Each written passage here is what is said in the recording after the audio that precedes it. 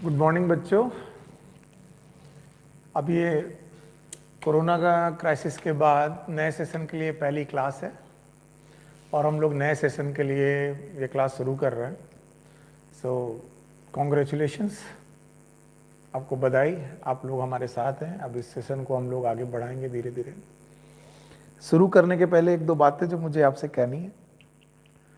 पहली बात यह है कि जब भी हम प्रिपरेशन की स्टार्ट करते हैं, शुरुआत करते हैं, तो हमें जोश होता है, होना भी चाहिए, और हमको अपना गोल मालूम होता है कि हमें जाना कहाँ है, और हम उसके लिए डिटरमाइंड भी होते हैं। और ये शुरुआत करने के बाद एक प्रोसेस से गुजरते हैं। ये प्रोसेस लगभग 10 महीने 11 महीने का होता है, और इस 10-11 महीने की जर्नी में धीरे धीरे धीरे धीरे धीरे धीरे हमारा जोश जो है वो डाउन होता है, या फिर धीरे धीरे हम लोग अपने गोल से भटकने लगते हैं। तो मैं आपको शुरू करने के पहले बता दूं कि आज का दिन आप पूरे साल याद रखिएगा। आज का दिन आप याद रखिएगा कि आप किस डिटर्मिनेशन के साथ इस फील्ड में आए। बहुत सारे डेविएशन आएंगे, फ्रेंडशिप होगी, लोगों से आप मिलेंगे, उनके साथ घूमेंगे फिरेंगे, लेकिन आज जितना क्रिस्टल क्लियर है आप कि आपको क्या करना है, आपको क्रिस्टल क्लियर दिखाई पड़ रहा है कि आपको मेडिकल के लिए, पीएमटी के लिए प्रिपेयर करना है, और प्रिपेयर करके आपको अपने नीट के लिए, एमबीबीएस के लिए सिलेक्शन करना है। लेकिन जब भीड़ बढ़ती है, क्लासेस होने लगती हैं, ऑफलाइन क्लासेस जब भी होने लगेंगी या ऑनलाइन क्लासेस जब भी होने लगती हैं, ये पूरे 10 महीने 11 महीने की जर्नी में हम लोग कई बार डिविएट होते हैं और हम भूल जाते हैं डे बाय डे एक्टिविटीज़ में कि हम क्या करने आए थे। तो जितना क्लियर गोल आज दिख रहा है, अगर रोज इतना ही क्लियर आपको गोल दिखता रहा, तो दिन दूर नहीं है जब आप नीट के लिए अच्छा लिखोगे और आपका सिलेक्शन होगा। ये बात तो पक्का है। ओके, सो बहुत बहुत बधाई और कॉन्ग्रेचुलेशंस। हम लोग क्यों ना बहुत अच्छे मूड से, अच्छा मन करके नए सेशन के लिए बाकी सारी चीज़ें पीछे छोड़ करके नए सेशन के लिए आगे बढ़ें, और बहुत अपने अंदर एनर्जी रखें, अपने अंदर अपने आप को एनर्जाइज करते हुए आगे बढ़ें, और ताकि हर एक दिन हम लोग एक नई रास्ते जब चल रहे हैं तो हर एक दिन नया माइलस्टोन हमारे सामने आए, आगे बढ़ते जाएं हम, और अच्छा करने के लिए हमेशा तत्पर रहें। ठीक है, बहुत सारी बातें होती रहेंगी ऑनलाइन प्लेटफॉर्म पर, हम लोग आपस में अब मिलते रहेंगे जब तक कि ये ऑफलाइन क्लासेस शुरू नहीं हो जाती। और मैं आपको वेरी बेसिक बातें, बहुत ज़्यादा बेसिक बातें बता दूं। पहली बात तो ये कि कोई कितना भी कहे, आपको कहीं के भी नोट्स ला करके दे, सबसे पहला जो काम आपको करना है वो अपनी एनसीईआरटी में फोकस करना है। तो ये पूरे साल की जो हमारी जर्नी रहेगी, उसमें ये दोनों बुक्स एनसीईआरटी 1 और एनसीईआरटी 2 आपकी लिए, यही गीता, यही रामायण, यही कुरान, यही सब कुछ है। इन दोनों बुक्स को ही फॉलो करना है वर्ड बाय वर्ड, पहला पॉइंट। जब ये बुक्स आप कंप्लीट कर लें, आपको लगता है कि आप इन बुक्स में पढ़े गए हर एक लाइन को पढ़ चुके हैं, तब आप अगर कोई बुक और पढ़ना चाहें, मैं तो वो भी सलाह नहीं दूंगा, लेकिन आप अगर आपको पढ़ना चाहें तो करिएगा। प्लीज़ पहले इन बुक्स को अच्छे तरीके से अपना दिमाग में फोकस रखिएगा। सो सी दिस, मैं आपके सिलेक्शन के लिए तत्पर हूँ। आप भी दृढ़ निश्चय करिए कि हम लोग इसमें कुछ ना कुछ अच्छा करेंगे। और आज हम लोग अपनी एनसीईआरटी 1 का, जो कि बेसिक एनसीईआरटी 1 है, हमारी 11th की बुक है, उस एनसीईआरटी 1 का पहला चैप्टर पढ़ाने जा रहा हूँ, और बहुत बेसिक चैप्टर है, and this chapter is living words. तो चलिए हम लोग यहीं से शुरू करते हैं कि हम लोग लिविंग वर्ड में क्या क्या पढ़ने वाले हैं। Okay, see this, living word is the word of life form. जीवित लोगों का बेटा ये वर्ड है, लाइफ फॉर्म है, sorry, the word of life form,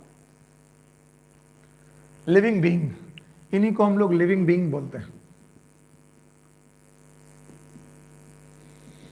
ठीक है, एक बात और कहनी है, the study of life form is known as biology. The study of life form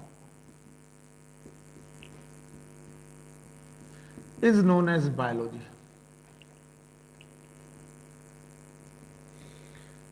आपको मालूम है, आप जब लाइफ फॉर्म में आप पढ़ने जाएंगे तो आपको बायोलॉजी पढ़ने को मिलेगी। यस, लाइफ फॉर्म में बेसिकली दो तरीके के लोग आते हैं। बेसिकली ऐसा नहीं है, अगर हम 5 किंगडम क्लासिफिकेशन में जाएंगे तो हमें मालूम है 5 तरीके के लोग हैं, लेकिन बेसिक दो तरीके के लोग आते हैं। These are plants and animals. Plants और एनिमल्स की इन स्टडीज को हम लोग आगे बढ़ाएंगे और इनसे रिलेटेड बातें करते रहेंगे। तो study of life form is known as biology, और इस बायोलॉजी को एज अ सब्जेक्ट शुरू करने वाले साइंटिस्ट का नाम है अरिस्टोटल। इनका नाम याद रखिएगा, अरिस्टोटल, अरस्तु इनको बोलते हैं हिंदी में। He is known as father of biology.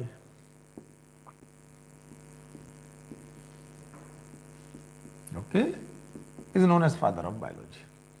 तो लिविंग वर्ल्ड में हम लोग लाइफ फॉर्म के बारे में बात करने वाले हैं, लिविंग बीइंग के बारे में बात करने वाले हैं, जो बेसिकली दो कैटेगरी में, वैसे तो यू नो दैट जब मैं क्लासिफिकेशन 5 किंगडम या 6 किंगडम या डोमेन पढ़ाने आऊँगा तो आपको एक कैटेगरी बहुत ज़्यादा अलग अलग मिलेगी, लेकिन बेसिक दो फॉर्म है, प्लांट और एनिमल।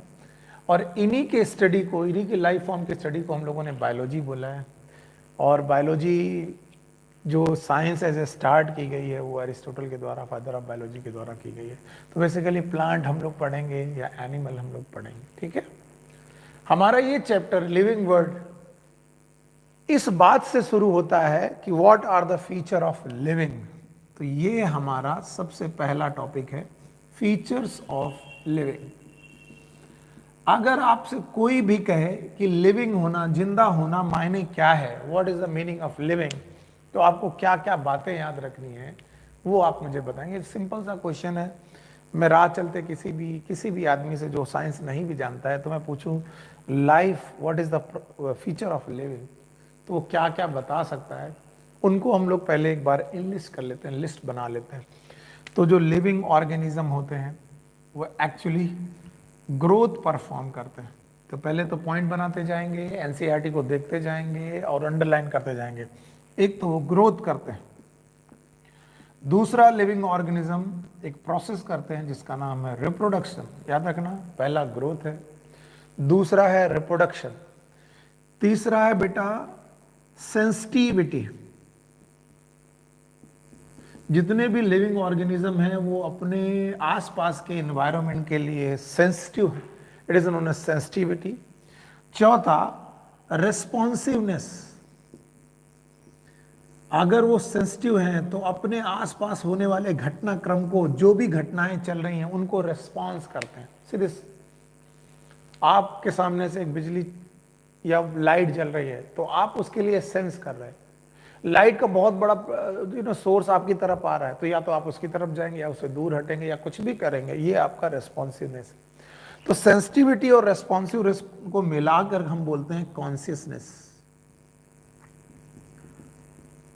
यानी अगर किसी के पास ये दो बातें हैं कि वो अपने आसपास होने वाली चीजों के लिए सेंसिटिव है और सेंसिटिव होने के बाद उस स्टिमुलस को रिसीव करके उस स्टिमुलस को रेस्पॉन्स कर लेता है, तो इसे बोलेंगे रेस्पॉन्सिवनेस। तो सेंसिटिविटी और रेस्पॉन्सिवनेस को मिला करके हम लोग बोलते हैं कॉन्शियसनेस। तो देखिए मैं बड़े आसानी से आराम से धीरे धीरे आपको एनालिसिस कर रहा हूँ। यही बेसिक काम आएंगे। Number 1 is growth, number 2 is reproduction, number 3 is sensitivity, number 4 is responsiveness. इसके अलावा there is one more, it is known as metabolism. Metabolism, तो ये 5 बेसिक फीचर हैं जो आप किसी भी लिविंग ऑर्गेनिज्म में देखोगे। अभी मैंने डिफाइनिंग और नॉन डिफाइनिंग की बात नहीं की है, लेकिन ये 5 बातें हैं। पहले 1 is known as growth, reproduction, sensitivity, responsiveness, metabolism. अगर आप एनसीईआरटी ओपन करके पढ़ रहे हैं मेरे साथ, आप एनसीईआरटी ओपन करिए प्लीज, तो इन फीचर में कुछ और फीचर को ऐड ऑन किया जा सकता है। जैसे जो भी ऑर्गेनिज्म इस दुनिया में आया है, it can self replicate, it can self replicate. हालांकि रिप्रोडक्शन इससे मिलता जुलता टॉपिक है, लेकिन फिर भी आप सेल्फ रेप्लिकेट को रिप्रोडक्शन से अलग लिखेंगे। The organism it can self replicate, self organize, वो अपने आप को सेल्फ ऑर्गेनाइज कर सकता है। देखिए 5 फैक्टर मैंने वहां पर लिखे, अभी 2 फैक्टर यहां पर लिखे, और कोई भी फैक्टर मैंने एनसीईआरटी के बाहर से नहीं लिखा। तो आपको लगता होगा कि एनसीईआरटी के बाहर जाने पर बहुत ज्यादा चीजें मिलती हैं, एनसीईआरटी के अंदर ही कितनी बातें मिल जाती है। तो देखिए 5 है, number 1 growth, number 2 reproduction, number 3 sensitivity, number 4 responsiveness. Sensitivity और रेस्पॉन्सिवनेस दोनों को मिलाकर मैंने बस सब दिया कॉन्शियसनेस। इसके अलावा मैंने बताया metabolism.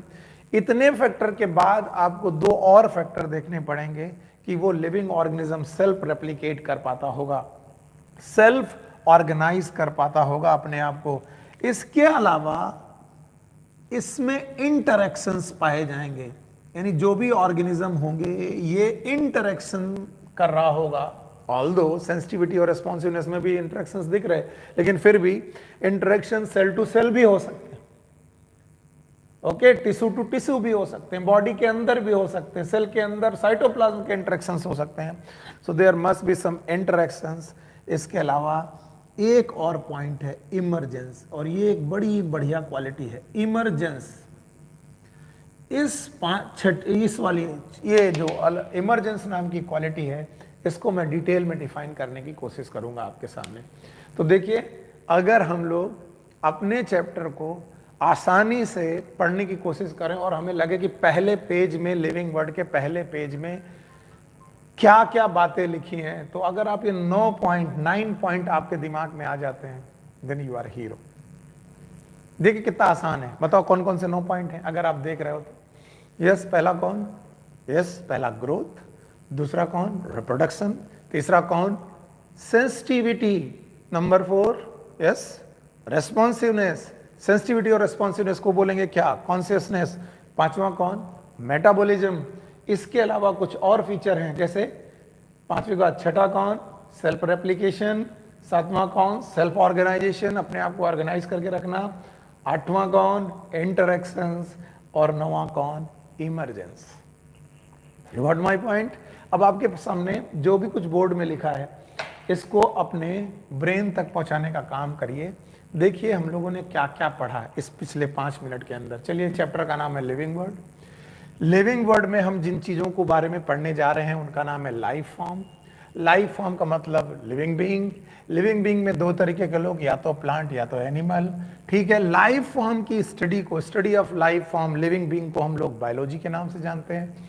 Biology as a science शुरू करने वाले साइंटिस्ट का नाम है एरिस्टोटल, और इन्हें फादर ऑफ बायोलॉजी भी कहा जाता है, ठीक। अब हम लोग बोलते हैं लिविंग वर्ड में लिविंग माने क्या? What is the meaning of living? Living के मायने क्या हैं? तो हम लोगों ने फीचर ऑफ लिविंग्स के बारे में बात किया, लिविंग बीइंग के लिए क्या क्या फीचर हो सकते हैं, और जो होशियार लोग हैं उन्हें 9 फीचर याद हैं। पहला कौन? ग्रोथ, दूसरा कौन? रिप्रोडक्शन, तीसरा सेंसिटिविटी, चौथा रेस्पॉन्सिवनेस, पांचवा मेटाबॉलिज्म, और इसके बाद self replicate, self organize, interactive और इमरजेंस। देखिए बोर्ड में कुछ नहीं है, लेकिन अगर आप ये 9 पॉइंट जल्दी से बोल देंगे तो मुझे सही लगेगा। Yes, number 1 it is growth, number 2 reproduction, number 3 it is sensitivity, number 4 responsiveness, दोनों को मिलाकर consciousness, इसके अलावा metabolism, इसके अलावा self replicate, self organize, interactive और emergence। ये कुछ फीचर हैं जो हम लोग लिविंग के बारे में समझते हैं। तो सबसे पहला फीचर जो है वो हमें इसको एक्सप्लेन करना चाहिए। तो सबसे पहला फीचर है ग्रोथ। अब वो 9 पॉइंट हैं, उन 9 पॉइंट को एक एक करके, जिन बातों को हमें डिटेल में पढ़ना है उनको मैं एक एक करके पढ़ाने जा रहा हूं। आप समझते जाइए और मुझे बताते जाइए। What is growth? Growth is irreversible permanent increase in mass and number of cell of the organism. देखिए मैंने क्या क्या बोला, इट इज इरिवर्सिबल। मैं धीरे धीरे आपको छोटे छोटे पॉइंट लिख रहा हूं। इरिवर्सिबल पहला पॉइंट। दूसरा पॉइंट परमानेंट। ग्रोथ जो है उसे इरिवर्सिबल माना जाए और परमानेंट माना जाए। It is irreversible permanent increase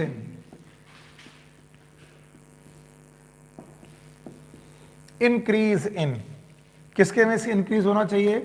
one is known as mass of organism, organism के मास में बढ़ोतरी हो जाए, या फिर सेल ऑफ ऑर्गेनिज्म,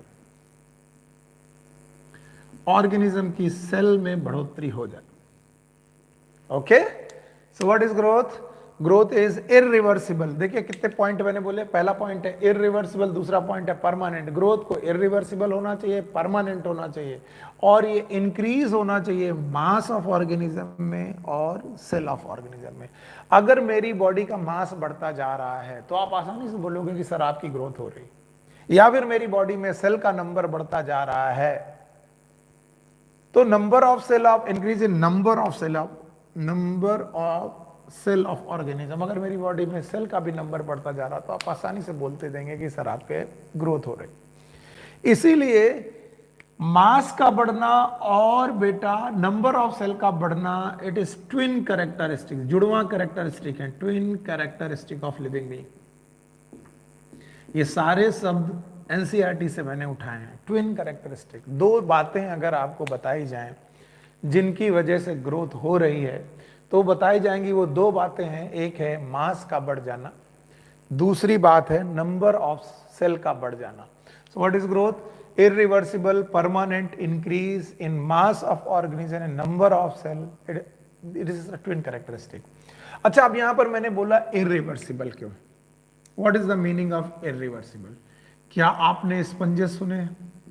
आप लोगों ने बाथिंग स्पंज, या आप लोगों ने पोरीफेरा के मेंबर सुने होंगे स्पंजेस। इनकी एक बड़ी अच्छी क्वालिटी है कि they can absorb the water.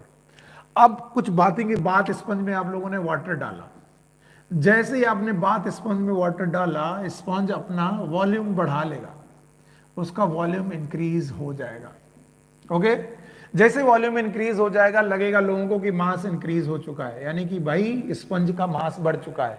तो अगर स्पंज का मास बढ़ चुका है तो मास बढ़ना तो ग्रोथ होती है, लेकिन क्या ये जो बढ़ना, मास का बढ़ना है, क्या ये परमानेंट है? नहीं। आप उस स्पंज को पकड़ के स्क्वीज कर दीजिए तो जो पानी बचा होगा वो बह जाएगा। पानी बह जाएगा, इसका मतलब ये रिवर्सिबल ग्रोथ हुई, यानी ये ग्रोथ रिवर्स कर गई, जो पानी आया था वापस चला गया, और ये परमानेंट नहीं हुई, टेम्परेरी हुई। तो growth must be irreversible, must be permanent increase in mass of organism and number of cell of organism. Okay, तो ये दो कैरेक्टरिस्टिक आप कभी मत भूलिएगा। वन थिंग मोर, कि जब भी ग्रोथ आप लोग नंबर ऑफ सेल की बेसिस पर देखेंगे कि कैसे नंबर ऑफ सेल इंक्रीज करते हैं। So increase in number of cell is by cell division.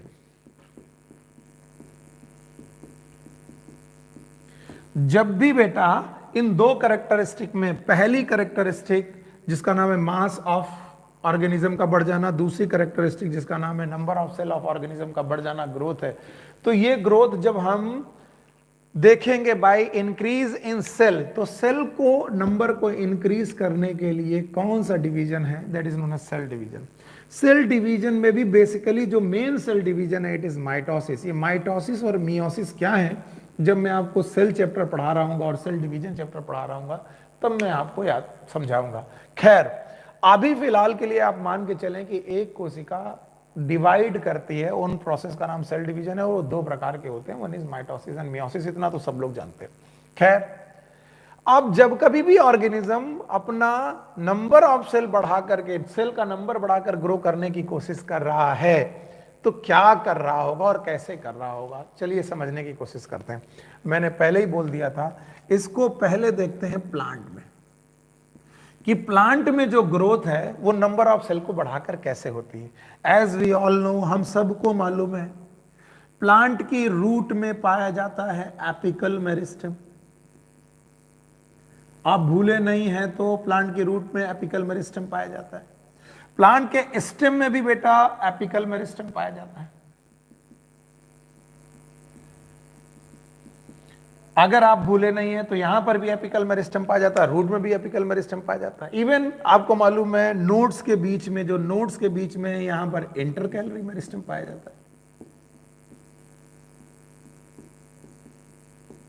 अब मैं आपसे कह रहा हूं कि ये एपिकल मेरिस्टेम, जिन्हें हम लोग शूट एपेक्स बोल रहे हैं, प्लांट की एपेक्स बोल रहे हैं, या ये एपिकल मेरिस्टेम जिसे हम लोग रूट एपेक्स बोल रहे हैं, या वो इंटरकैलरी मेरिस्टेम जिसको हम लोग नोड बोल रहे हैं, इन मेरिस्टेम की खास बात क्या है? आप मुझे बताइए कि इन मेरिस्टम की खास बात क्या है। आप हमेशा बोलेंगे मेरिस्टम वो टिश्यू है विच कैन डिवाइड। तो मैं कहूंगा अगर मेरिस्टम डिवाइड कर रहे हैं तो बेटा क्या होगा, तो आप बोलेंगे जैसे जैसे डिवीजन होता जाएगा, जैसे जैसे डिवीजन होता जाएगा, आप देखिए इनकी सूट की ग्रोथ बढ़ती जाएगी, यानी इनका सूट बढ़ता जाएगा और इनका रूट भी बढ़ता जाएगा। तो सूट का बढ़ना या रूट का बढ़ना अभी किसकी वजह से है, किसकी वजह से है? मास बढ़ने की वजह से कि मेनली सेल का नंबर बढ़ने की वजह से? सेल का नंबर बढ़ने की वजह से। और सेल का नंबर बढ़ा क्यों? क्योंकि क्या हो रहा है? Cell division. तो देखिए प्लांट थ्रू आउट लाइफ ज्यादातर प्लांट अपनी पूरी लाइफ सेल डिवीजन की करके ग्रो करते रहते हैं, रुकते नहीं है। प्लांट के एपिकल मेरिस्टम कॉन्टिन्यूअस बढ़ते रहते हैं, रूट कॉन्टिन्यूअस बढ़ती रहती है, उनकी ब्रांचेस भी कॉन्टिन्यूअस बढ़ती रहती है। इंटरकैलरी मेरिस्टम से भी बेटा नोड्स बढ़ते रहते हैं, सूट भी ऊपर बढ़ती रहती है, रूट भी नीचे की तरफ बढ़ती रहती है। तो याद रखना प्लांट में जो सेल डिवीजन की ग्रोथ है, ये सेल डिवीजन की जो ग्रोथ है ये लाइफ टाइम होती रहती है, लाइफ टाइम, जिंदगी भर होती रहती है। अभी मैं कुछ और पढ़ाने जा रहा हूं, उसके लिए मेरे को ये पोर्शन खाली चाहिए, तो मैं आपको समझाने की कोशिश कर रहा हूं, आप भूलिएगा नहीं। इसलिए जो आपकी बुक में है पहले उसको समझने की, जो बोर्ड में पहले समझने की कोशिश करिए। What is growth? Growth is irreversible permanent increase in mass of organism and number of cell. Okay, फिर मैंने बोला कि ये इनकी दो कैरेक्टरिस्टिक है, ट्विन कैरेक्टरिस्टिक है। फिर मैंने आपको बताया कि सेल डिवीजन से ग्रोथ कैसे हो रही। तो ग्रोथ बाय सेल डिवीजन अभी अभी आपके सामने मैंने डिस्कस किया, ग्रोथ बाय सेल डिवीजन। और ये ग्रोथ बाय सेल डिवीजन मैंने कहां पर डिस्कस किया? It is discussed in plants. और हम लोग इस नतीजे पे पहुंचे कि plant can grow by cell division there throughout life. वो अपनी पूरी जिंदगी भर सेल डिवीजन के साथ इंक्रीज करते रहते हैं, अपनी बॉडी का मास भी बढ़ाते रहते हैं और अपनी ग्रोथ भी करते रहते हैं। Now it is for animals. वैसे तो बहुत सारे एनिमल्स हैं, कुछ एक्सेप्शन भी हैं, लेकिन चलिए मैं एनिमल के नाम पर ह्यूमन को लेकर के चलता हूं। अब एनिमल्स के केसेस में मैं आपको बताऊं, आपने बोन देखी है, बोन्स है, ओके। बोन के जो ये एंड्स हैं, दीज नोन एज एपीफाइसिस।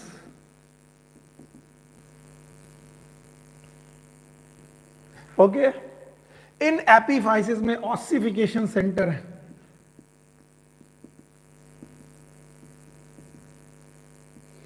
और इस ऑसिफिकेशन सेंटर के पास जो सेल्स हैं वो सेल डिवाइड कर रही हैं, और सेल डिवीजन होने की वजह से बोन की लेंथ बढ़ती जा रही है। और जैसे जैसे बोन की लंबाई बढ़ेगी, हम ह्यूमन बीइंग की हाइट बढ़ती जा रही है। अब मैं आपसे क्वेश्चन पूछता हूं, क्या ये हाइट बढ़ना मेरा जिंदगी भर चलता रहेगा? नहीं चलता रहेगा। एक सर्टेन एज के बाद ये हाइट बढ़ना रुक जाएगा।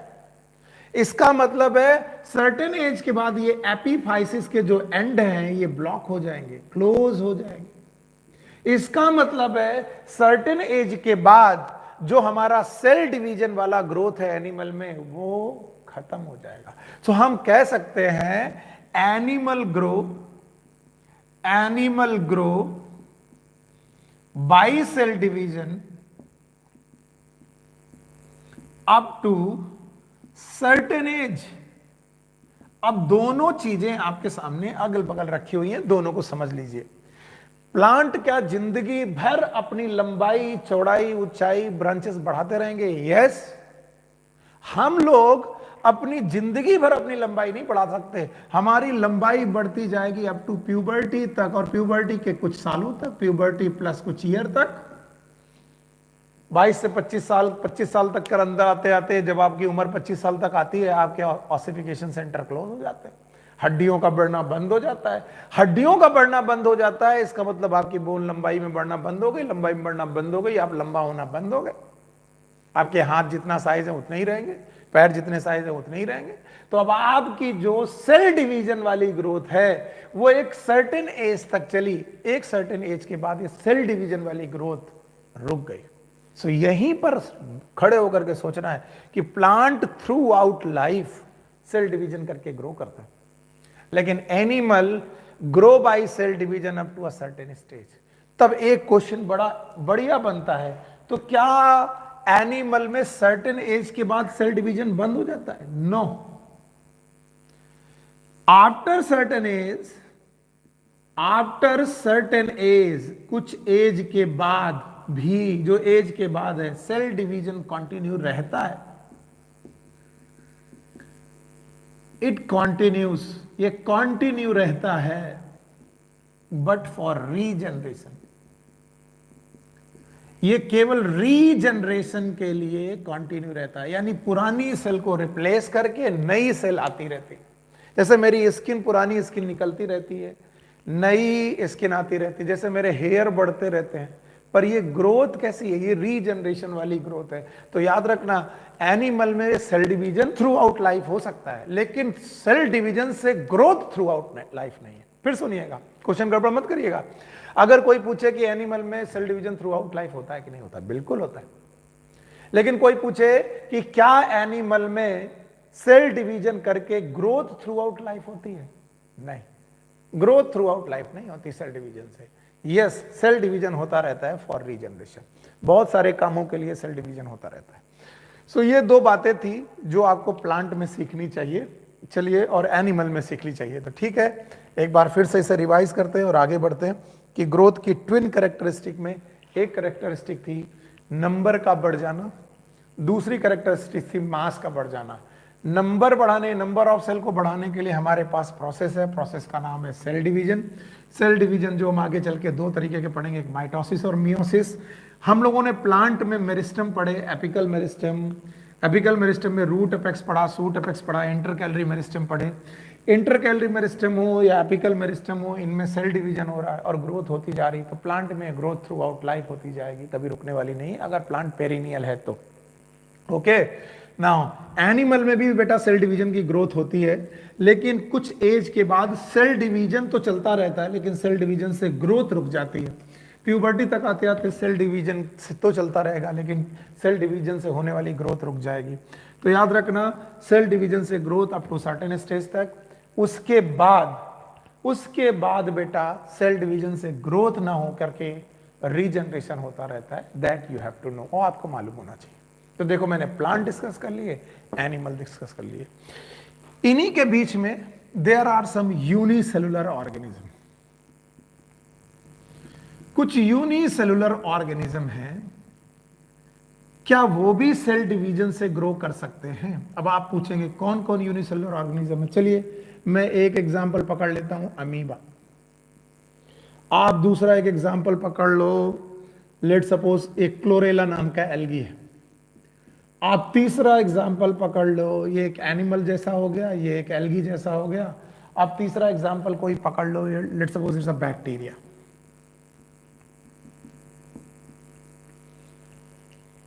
बहुत बढ़िया लाइन है एनसीईआरटी की जो मैं पढ़ाने की कोशिश कर रहा हूं। ओके, तो हुआ क्या कि जैसे ही एक ऑर्गेनिज्म लिया, let's suppose it is amoeba, amoeba है या बैक्टीरिया ले लीजिए, मान लीजिए बैक्टीरिया है, और एक बैक्टीरिया यूनिसेलुलर ऑर्गेनिज्म है और ये सेल डिवीजन करके ग्रोथ करना चाहता है। ये चाहता है कि ये ग्रो करे और सेल डिवीजन करके करे। तो जैसे ही सेल डिवीजन करेगा, बैक्टीरिया एक से कितने हो जाएंगे? 2, इसे बोलेंगे सेल डिवीजन।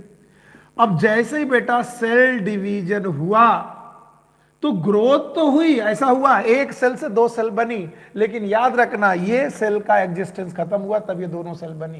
यानी एक सेल ने 2 सेल को पैदा कर दिया, और 2 सेल को पैदा करना it is known as reproduction. तो याद रखना कि यहां पर सेल डिवीजन करके जो यूनिसेलुलर ऑर्गेनिज्म है वो ग्रोथ भी कर रहे हैं और रिप्रोडक्शन भी कर रहे हैं। क्या गजब लाइन एनसीईआरटी ने लिखा! क्या एनसीईआरटी ने अच्छी लाइन लिखी! ये लिखी कि यूनिसेलुलर ऑर्गेनिज्म में ग्रोथ और रिप्रोडक्शन म्यूचुअली एक्सक्लूसिव प्रोसेस नहीं है। यानी कि दोनों प्रोसेस अलग अलग नहीं है। ये एनसीईआरटी में लाइन ढूंढ करके अंडरलाइन करिएगा। यानी ग्रोथ और रिप्रोडक्शन दोनों अलग अलग नहीं है, दोनों एक ही बात है। क्योंकि लोग करने गए क्या, ग्रोथ, हो क्या गया, रिप्रोडक्शन। क्यों? क्योंकि करने गए ग्रोथ, किस किस प्रोसेस से करने गए ग्रोथ, सेल डिवीजन से। और जैसे सेल डिवीजन से उन्होंने ग्रोथ करने की कोशिश की, एक सेल से कितनी सेल बन गई, दो, हो क्या गया, रिप्रोडक्शन। इसका मतलब ग्रोथ करने के चक्कर में क्या हो गया, reproduction. So we can say in unicellular organism, growth and reproduction are not mutually exclusive process. ये अलग अलग प्रोसेस नहीं है। जबकि मल्टी सेलुलर ऑर्गेनिज्म में यही दोनों प्रोसेस अलग अलग हैं। ग्रोथ का मतलब अलग, मल्टी सेलुलर ऑर्गेनिज्म में ग्रोथ का मतलब अलग और रिप्रोडक्शन का मतलब अलग होता है। सी, तो देखिए कितना छोटा सा टॉपिक था। इस छोटे से टॉपिक में मैंने केवल अभी ट्विन कैरेक्टरिस्टिक में एक कैरेक्टरिस्टिक डिस्क्राइब की है, और वो कैरेक्टरिस्टिक है ग्रोथ बाय सेल डिवीजन। तो ग्रोथ बाय सेल डिवीजन में हमने कितने पहलू पढ़े, तीन। एक प्लांट में सेल डिवीजन, एक एनिमल में सेल डिवीजन, एक यूनिसेलुलर ऑर्गेनिज्म में सेल डिवीजन।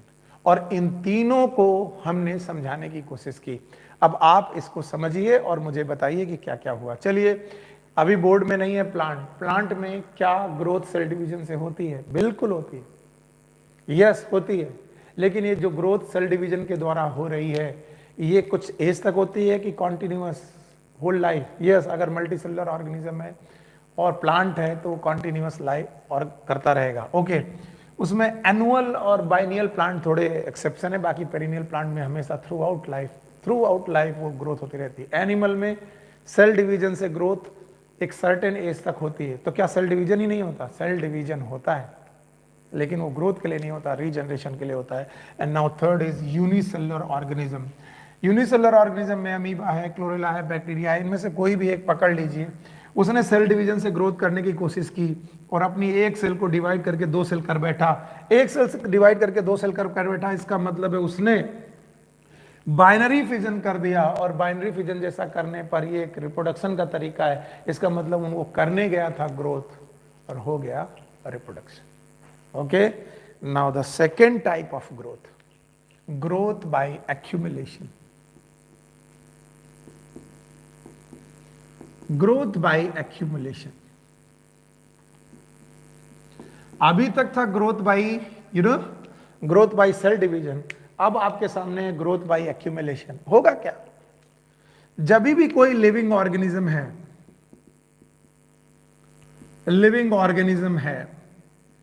वो लिविंग ऑर्गेनिज्म अपनी कोशिकाओं को डिवाइड करके एक कोशिका से दो कोशिका बना करके अपनी ग्रोथ कर रहा है, तो it is was the growth by cell division. लेकिन मान लीजिए एक कोशिका में पाया गया साइटोप्लाज्म ही अपने आप के अमाउंट को इंक्रीज कर ले, तब हम क्या कहेंगे कि साइटोप्लाज्म में एक्यूमुलेशन हुआ है, ऑफ सब्सटेंसेस हुआ है, सब्सटेंसेस का एक्यूमुलेशन हो गया। अगर सब्सटेंसेस का एक्यूमुलेशन हो गया तो मास अपने आप बढ़ने लगेगा। So it is a growth by accumulation. And growth by accumulation के दौरान क्या होगा? Increase in mass, not in number. ये मास इंक्रीज करेगा बॉडी का, increase in mass of body. Body का मास बढ़ने लगेगा। पर एक चीज याद रखना, ये मास ऑफ बॉडी के बढ़ने का कारण है एक्यूमुलेशन ऑफ सब्सटेंस, लेकिन ये जो एक्यूमुलेशन हो रहा है फ्रॉम इनसाइड हो रहा है। ऑर्गेनिज्म की बॉडी के अंदर से ये एक्यूमुलेशन चालू हुआ है, from inside of the body चालू हुआ है। और यही लिविंग बीइंग की कैरेक्टरिस्टिक है कि लिविंग बीइंग जितने भी होंगे वो एक्यूमुलेशन ऑफ मास करेंगे। लेकिन एक्यूमुलेशन ऑफ मास कहां से करेंगे? फ्रॉम सरफेस और inside, from inside. For example, मैं बोलूं कि किसी भी ऑर्गेनिज्म के पास फैटी लीवर हो रहा है, यानी उसके लीवर में फैट का डिपोजिशन हो रहा है। इसका मतलब है उसके लीवर में जो फैट का डिपोजिशन हो रहा है, ये फैट का डिपोजिशन कहां से हो रहा है? क्या हमने बाहर से फैट उसमें अटैच किया है? नो। हमारी बॉडी में जो हमने खाना खाया, उस खाने में जो बेटा फैट थे, उस फैट ड्रॉपलेट का एक्यूमुलेशन लीवर में हो रहा था। It is accumulation from inside. You got my point? In point को समझ लेना बहुत ज्यादा जरूरी है, इसके पहले कि मैं कुछ और बातें करूं। सो ग्रोथ बाय एक्यूमुलेशन में लिविंग ऑर्गेनिज्म में इंक्रीज इन मास हो रहा है, मास बढ़ता जा रहा है, और ये मास का इंक्रीज होना मतलब प्रोटोप्लाज्म, कोशिकाओं के प्रोटोप्लाज्म में इंक्रीमेंट हो रहा है, और प्रोटोप्लाज्म अगर ये बढ़ता जा रहा है तो आप देख रहे हैं ग्रोथ मास बढ़ता जा रहा है। लेकिन ये जो बेटा एक्यूमुलेशन है वो आउटसाइड से है कि इनसाइड से? It is from inside, it is from inside. Got my point? अभी देखो, वो लोग कहते हैं कि एक्यूमुलेशन तो नॉन लिविंग चीजों में भी हो सकता है। यहां पर मैंने लिविंग चीजें पढ़ाई हैं, आपको ध्यान से देखिए। अभी एक्यूमुलेशन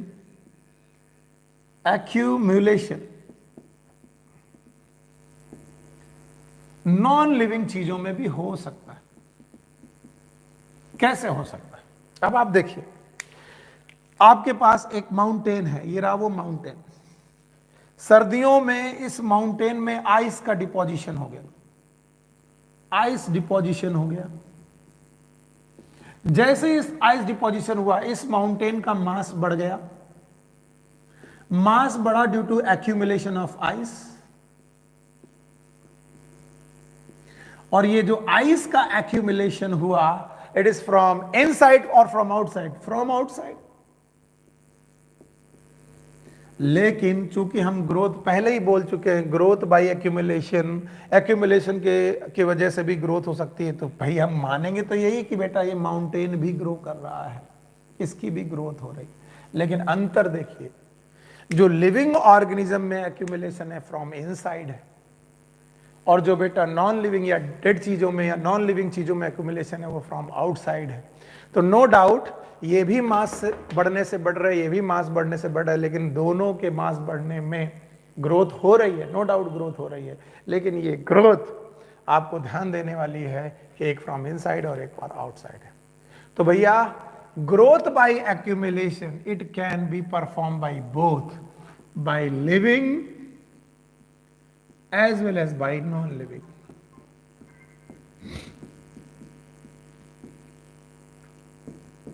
और ऐसा फीचर जो लिविंग और नॉन लिविंग दोनों के द्वारा शो किया जाए, वो लिविंग का कोई डिफाइनिंग फीचर ना हुआ, इसीलिए it is non defining feature. Non defining feature होगा, डिफाइनिंग फीचर नहीं है। इसका मतलब अगर कोई कह दे कि इस दुनिया में एक बॉडी है जो ग्रो कर रही है, वो लिविंग ही होगी, क्या ये डिफाइनिंग तरीका है कि इस दुनिया में एक चीज है जिसका मास बढ़ रहा है वो लिविंग ही होगा? नहीं। जैसे इस माउंटेन का मास बढ़ता जा रहा है due to deposition of ice, क्या ये हमेशा लिविंग ही होगा? नहीं। इसका मतलब हम श्योर शॉर्ट नहीं है, श्योरली नहीं बोल सकते कि जिसका भी मास बढ़ेगा, जिसका भी मास बढ़ेगा वो लिविंग ही होगा, ऐसा नहीं। मनोज बेटा थोड़ी देर के लिए ऐसे ही चला। तो आप ये ध्यान सुन लें कि हर वो चीज जिसका मास इंक्रीज करेगा जरूरी नहीं है कि वो हमेशा लिविंग ही रहे, याद रहेगा। इसलिए growth is non defining feature. ये नॉन डिफाइनिंग फीचर है, इसको हम लोग डिफाइनिंग फीचर में कैलकुलेट नहीं करते। तो चलिए 9 फीचर मैंने आपको लिखाए थे, 9 फीचर। 9 फीचर में पहला फीचर आपके सामने मैंने अभी एक्सप्लेन किया, दैट वाज द ग्रोथ। अगर आपको याद हो तो एक बार इनलिस्ट करिए, मेरे साथ लिस्ट करिए। पहला कौन सा? ग्रोथ। दूसरा कौन था? रिप्रोडक्शन। तीसरा यस सेंसिटिविटी। चौथा रेस्पॉन्सिवनेस। पांचवा मेटाबॉलिज्म। छठा सेल्फ रेप्लिकेशन। सातवां सेल्फ ऑर्गेनाइजेशन। आठवां इंटरेक्शन। नवां इमरजेंस, जिसमें से एक मैंने अभी अभी आपके सामने पढ़ाया है, and that is growth. Growth के बाद दूसरा फीचर है जो हम लोग रिप्रोडक्शन है। खैर उसको पढ़ने के पहले इसको समझते हैं। Yes, growth by two things, one is known as cell division, another is accumulation. Cell division मैंने पढ़ा दिया था, एक्यूमुलेशन यहाँ पर चल रहा है। एक्यूमुलेशन के द्वारा ग्रो करने पर मास बढ़ता है। मास जब भी बढ़ता है तो बेटा ये एक्यूमुलेशन या तो इनसाइड ऑफ द बॉडी हो सकता है या तो आउटसाइड ऑफ द बॉडी हो सकता है। अगर ये इनसाइड ऑफ द बॉडी से एक्यूमुलेशन चालू हो रहा है तो ये लिविंग का कैरेक्टर है। अगर ये आउटसाइड सरफेस में हो रहा है सरफेस ऑफ द बॉडी में हो रहा है, then it is known as non living. और इसीलिए ग्रोथ एक ऐसा करेक्टर है, ग्रोथ एक ऐसा फीचर है जो दोनों लोग शो करते हैं, लिविंग भी शो करते हैं, नॉन लिविंग भी शो करते हैं, इसलिए ग्रोथ को हम लोगों ने डिफाइनिंग फीचर नहीं माना। You got my point? Now the second point is it is known as reproduction.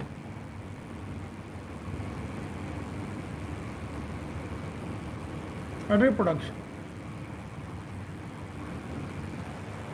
लोग ऐसा मानते हैं कि जो ऑर्गेनिज्म इस दुनिया में आए हैं वो रिप्रोडक्शन करेंगे। What is reproduction? रिप्रोडक्शन दो शब्दों से मिलकर बना हुआ है, आप इनको भूलिएगा नहीं। वन इज नोन एज री, दूसरा शब्द है प्रोडक्शन। और देखिए, अगर इसे रॉकेट साइंस की तरह ना पढ़ा जाए, नॉर्मल आम बोलचाल की भाषा में के हिसाब से पढ़ा जाए, तो यह है अपने जैसे लोगों को प्रोड्यूस करना। री मतलब जैसा मैं हूं ठीक वैसा, री मतलब ठीक वैसा ही, प्रोडक्शन मतलब प्रोड्यूस करना। तो reproduction is a process, is a biological process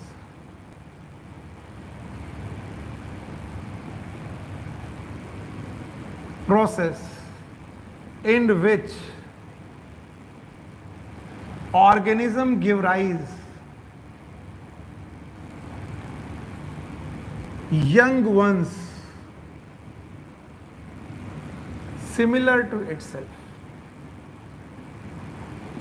अपने जैसे यंग वंस को पैदा करना। यंग वंस का मतलब is a biological process, reproduction is a biological process in which organism give rise, give rise मतलब पैदा करना, यंग वंस मतलब बच्चों को, सिमिलर टू इटसेल्फ अपने जैसे बच्चों को पैदा करना, it is known as reproduction. मैं जैसा हूं ठीक वैसे लोगों को पैदा कर देना, it is known as reproduction. It is also known as like begets like.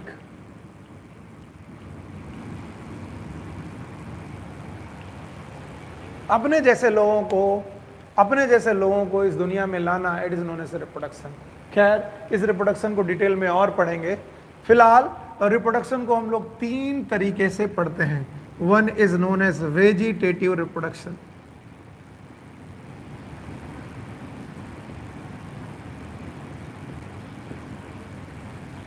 Number दूसरा है एसेक्सुअल रिप्रोडक्शन, और नंबर तीसरा है it is known as sexual reproduction.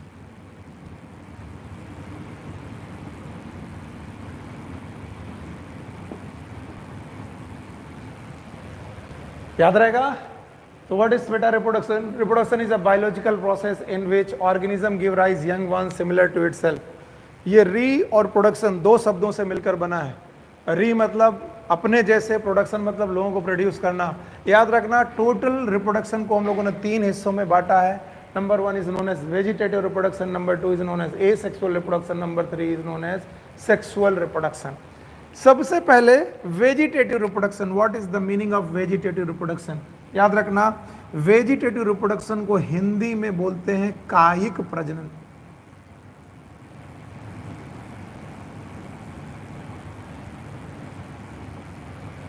कायिक प्रजनन का मतलब काया,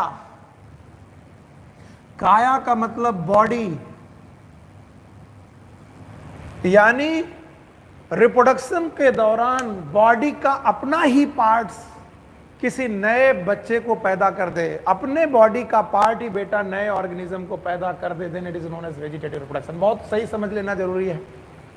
पहले मैं बता दूं, रिप्रोडक्शन को तीन तरीके से पढ़ना है। One is known as vegetative reproduction, दूसरा है सेक्सुअल रिप्रोडक्शन, तीसरा सेक्सुअल रिप्रोडक्शन। जिसमें से वेजिटेटिव रिप्रोडक्शन को, जिसको हम लोगों ने कायिक प्रजनन बोला है, काया मतलब बॉडी, यानी when body part itself take part in the reproduction, when the part of body itself take part in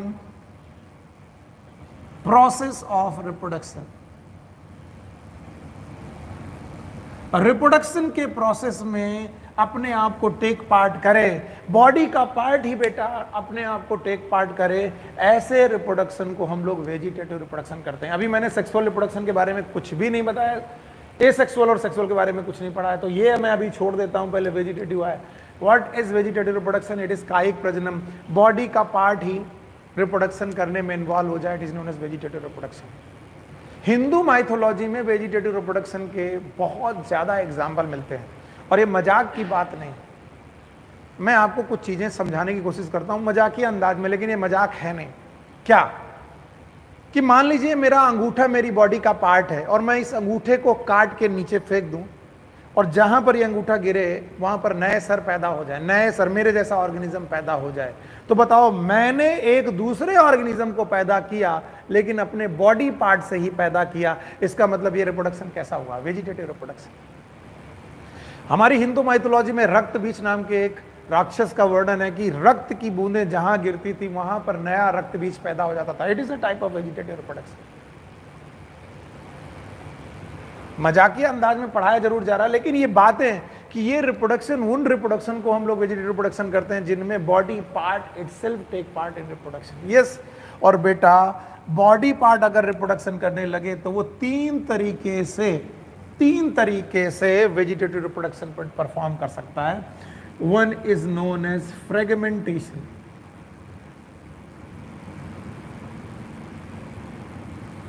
number 2 is known as fission,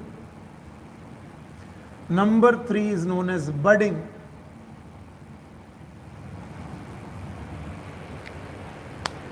number 1 is known as fragmentation, number 2 is known as fission, number 3 is known as budding। Fragmentation में क्या हुआ? एक आपने organism का fragment काटा और फेंक दिया जमीन में, और उस फ्रेगमेंट से नया ऑर्गेनिज्म पैदा हो गया। This is known as fragmentation. फिर से सुनिए, एक बॉडी का आपने एक फ्रेगमेंट काट दिया, फ्रेगमेंट काट देने के बाद जो बेटा फ्रेगमेंट जमीन पे आया, उस फ्रेगमेंट से नई बॉडी बन गई। It is known as fragmentation. तो जो नया ऑर्गेनिज्म बना है वो तो प्रोसेस ऑफ फ्रेगमेंटेशन से बना है, लेकिन जिस ऑर्गेनिज्म की बॉडी कट गई थी, क्या वो कटी बनी रहेगी? नहीं, वो अपने आप को पूर्ण करेगी। तो फ्रेगमेंटेशन के दौरान पुरानी बॉडी अपनी कटे हुए पार्ट को पूर्ण करेगी, इसे बोलेंगे रीजनरेशन। तो फ्रेगमेंटेशन के साथ आपने एक और शब्द पढ़ लिया, that is known as regeneration. तो क्या फ्रेगमेंटेशन और रीजनरेशन कुछ कुछ मिलते शब्द हैं? यस। और क्या ये वेजिटेटिव रिप्रोडक्शन का एग्जांपल है? बिल्कुल यस। अब आप ध्यान से देखिए, एक नाम है प्राणी का जिसका नाम है प्लैनेरिया, इन्होंने नाम दिया है प्लैनेरिया। अब उन्होंने कहा प्लैनेरिया को आप 3 पार्ट से कट कर दो। 3 पार्ट से कट कर दिया। ये एक पार्ट रखा, ये यहां का पार्ट, ये बीच वाला पार्ट, ओके, ये तीसरा पार्ट। तो जो बेटा ऊपर वाला पार्ट आपने रखा था, दिस ये बाकी हिस्से को खुद से रीजनरेट कर लेगा, सीधे लाइक दिस। ये पूरा प्लैनेरिया बन गया। जो बीच वाला पार्ट आपने काट रखा था वो दोनों तरफ रीजनरेट करके फिर से पूरी बॉडी बना देगा, और जो तुमने नीचे वाला पार्ट काट करके रखा था वो भी पूरे पार्ट को बना देगा। इसका मतलब अगर आप प्लैनेरिया नाम के बेटा ऑर्गेनिज्म की फ्रेगमेंटेशन करते हो तो बेटा उसका हर पार्ट, हर कटा हुआ पार्ट, देखिए ये कटा हुआ पार्ट था, ये कटा हुआ पार्ट था, ये कटा हुआ पार्ट था, हर कटा हुआ पार्ट अपनी पूरी बॉडी को रीजनरेट कर देगा। इसका मतलब ये ट्रू रीजनरेशन का एग्जांपल है। तो एनसीईआरटी ने बोला है कि प्लैनेरिया परफॉर्म ट्रू रीजनरेशन। इनमें ट्रू रीजनरेशन पाया जाता है, और ये ट्रू रीजनरेशन एक्चुअली एक फ्रेगमेंटेशन प्रोसेस के जैसा मिलता जुलता है। फिर आप देखेंगे, मैं फिर यहां पर आ रहा हूं, फ्रेगमेंटेशन क्या है? फ्रेगमेंटेड पार्ट से नई बॉडी बन जाना, इट इज फ्रेगमेंटेशन। इस तरफ देखोगे तो ये फ्रेगमेंटेशन है, लेकिन जो कटी हुआ पार्ट है वो भी तो अपने आप को रीजनरेट करेगा, that is known as regeneration. तो यहां पर नया ऑर्गेनिज्म नहीं बना, लेकिन नए ऑर्गेनिज्म, उस पुराने ऑर्गेनिज्म ने अपने आप को रीजनरेट कर लिया, लेकिन यहां पर कटे हुए पार्ट से नया ऑर्गेनिज्म बन गया। और प्लेनेरिया एकदम जादुई ऑर्गेनिज्म है कि उसका किसी भी पार्ट को काट के आप अलग रखिए, हर पार्ट अपने आप को रीजनरेट करेगा। और इसी बात को उन्होंने रीजनरेशन के नाम पे कहा है। खैर, पहला शब्द हो गया फ्रेगमेंटेशन, और प्लेनेरिया मत भूलिएगा कि एनसीईआरटी ने यूज किया है। दूसरा शब्द यूज किया है इन्होंने फिजन। फिजन का मतलब है बेटा एक कोशिका डिवाइड करके दो कोशिकाओं में टूट जाए। It is also known as binary fission. Binary fission के एग्जाम्पल बेटा अमीबा हैं, पैरामीशियम है, एटसेट्रा। इसके अलावा बडिंग के एग्जाम्पल हैं ईस्ट। तो बेटा एक एक करके मैं सारे प्रकार के रिप्रोडक्शन आपको डिटेल में पढ़ाने की कोशिश करूंगा। फिलहाल आप बोर्ड में लिखी हुई जितनी बातें हैं उनको रिमाइंड करने की कोशिश करिए, रिवाइज करने की कोशिश करिए, आपको मजा आएगा। चलिए, पहली बात, हम लोगों ने लिविंग ऑर्गेनिज्म का दूसरा कैरेक्टर डिस्कस करने की कोशिश की। दूसरा कैरेक्टर है रिप्रोडक्शन। रिप्रोडक्शन में री और प्रोडक्शन है, अपने जैसे लोगों को प्रोड्यूस करना। It is a biological process in which organism give rise young one similar to itself. अपने जैसे लोगों को पैदा किया जा रहा है।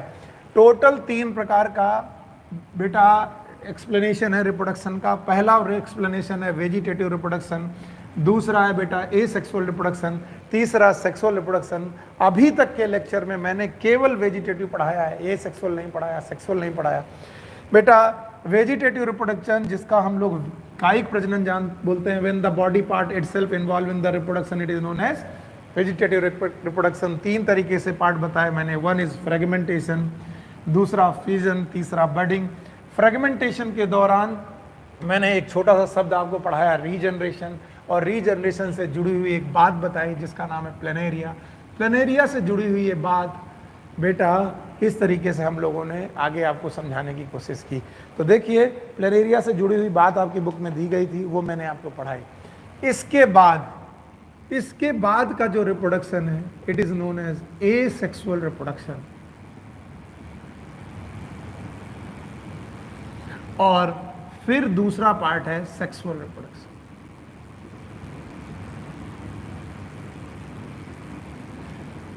इसको हम लोग और डिटेल में पढ़ेंगे जब हम लोग रिप्रोडक्शन वाला चैप्टर पढ़ रहे होंगे। खैर, एसेक्सुअल रिप्रोडक्शन में स्पोर फॉर्मेशन होता है। आप लोगों ने नाम सुने होंगे, जू स्पोर्स, ए प्लानोस्पोर्स।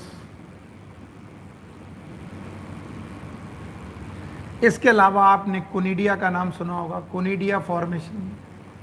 ये सारे तरीके बेटा स्पोर फॉर्मेशन के तरीके हैं, ये एसेक्सुअल रिप्रोडक्शन के तरीके हैं, जो मैं डिटेल में बाद में पढ़ाऊंगा, और ज़्यादा आपको उसमें जाना भी नहीं है।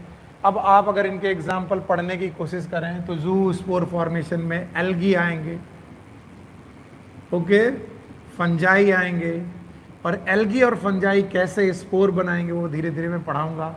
कोनिडिया आएंगे जो कि बेटा कोनिडिया फंजाई के द्वारा बनाए जाएंगे। देयर आर डिटेल टॉपिक जो हमें डिटेल तरीके से पढ़ना है, वो हम लोग पढ़ ही लेंगे। आज हम लोग एसेक्सुअल रिप्रोडक्शन के बाद सेक्सुअल रिप्रोडक्शन पढ़ते हैं। सेक्सुअल रिप्रोडक्शन में 2 लोग, जिनमें से एक मेल दूसरा फीमेल इन्वॉल्व होते हैं। मेल और फीमेल दोनों इन्वॉल्व होने के बाद दोनों लोग गैमीट बनाते हैं।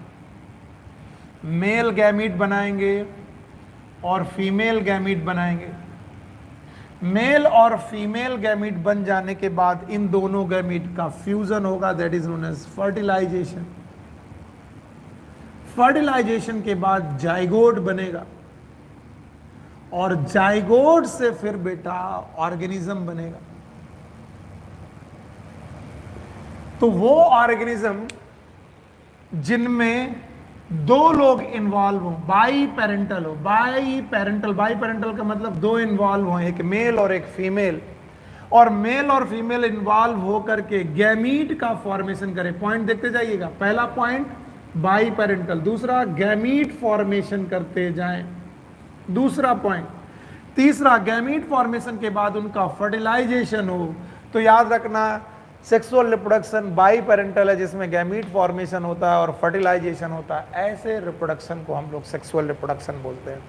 सेक्स ऑर्गन का इन्वॉल्वमेंट है, क्यों? क्योंकि बेटा इनमें मेल गैमीट और फीमेल गैमीट का फॉर्मेशन। बट इस सेक्सुअल रिप्रोडक्शन से रिलेटेड एनसीईआरटी एक छोटा सा पॉइंट बताती है, और ये पॉइंट है रिलेटेड विद द म्यूल।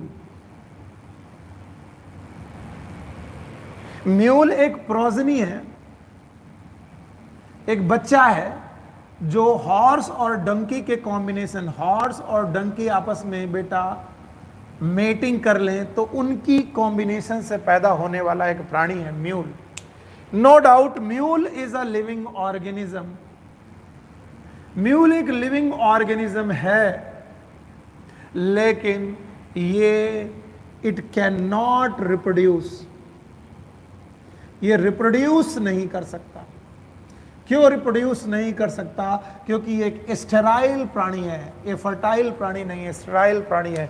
तो जिंदा होने के बावजूद भी, लिविंग होने के बावजूद भी म्यूल रिप्रोडक्शन नहीं कर पा रहा है।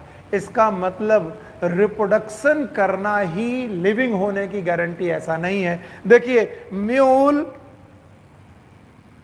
Is living, mule is living but can not reproduce. Living तो है लेकिन रिप्रोड्यूस नहीं कर सकता। इसका मतलब रिप्रोडक्शन हर लिविंग बंदे की प्रॉपर्टी हो ये जरूरी नहीं है, और इसी वजह से reproduction again it is not a defining property. Reproduction is not defining character of living being. Living being का ये कोई डिफाइनिंग कैरेक्टर नहीं हुआ। तो हम लोगों ने दो कैरेक्टर पढ़े, पहला कैरेक्टर पढ़ा ग्रोथ, दूसरा पढ़ा रिप्रोडक्शन। ये लिविंग के कैरेक्टर हैं लेकिन डिफाइनिंग नहीं है, क्योंकि हर लिविंग ऑर्गेनिज्म, हर ऑर्गेनिज्म जिसमें ग्रोथ हो वो लिविंग हो, जरूरी नहीं है। मैंने माउंटेन से प्रूव किया था। और हर लिविंग ऑर्गेनिज्म जरूरी नहीं है कि वो रिप्रोडक्शन करे। जैसे ह्यूमन के केस में इनफर्टाइल कपल भी होते हैं। इनफर्टाइल कपल आप लोगों ने बहुत सुना होगा कि कुछ लोगों को बच्चा नहीं होता, तो क्या इनफर्टाइल कपल जिंदा नहीं है? यस, जिंदा हैं, लेकिन बेटा ये रिप्रोड्यूस नहीं कर पाए, और रिप्रोड्यूस नहीं कर पाए तो इसका मतलब reproduction is not a defining feature for the living organism. So how was the class? ये बताने के लिए आप हमें कमेंट जरूर करिएगा, और ये क्लास हम लोग कंटिन्यू करेंगे और बहुत एनर्जी के साथ करेंगे। आज पहला दिन था, आपको कैसी लगी ये क्लास आप बताइएगा, और भी जो सुधार होंगे वो हम लोग करते रहेंगे। और बहुत बहुत एक बार फिर से आप लोगों को बधाई। जर्नी लंबी है लेकिन कठिन नहीं है, यू नो, हम लोग उसे आसानी से पा सकते हैं। कठिन बनाना, मुश्किल बनाना उसको हमारे हाथ में। अगर हम रोज का रोज मेहनत करेंगे, पाइल अप वर्क नहीं करेंगे, रोज काम करेंगे, तो ये जर्नी आसान से धीरे धीरे चलते चलते पूरी कर पाएंगे। सो एक बार फिर से नए सेशन के लिए थैंक यू, और नए सेशन के लिए congratulation and thank you very much. Take care, good luck, bye bye.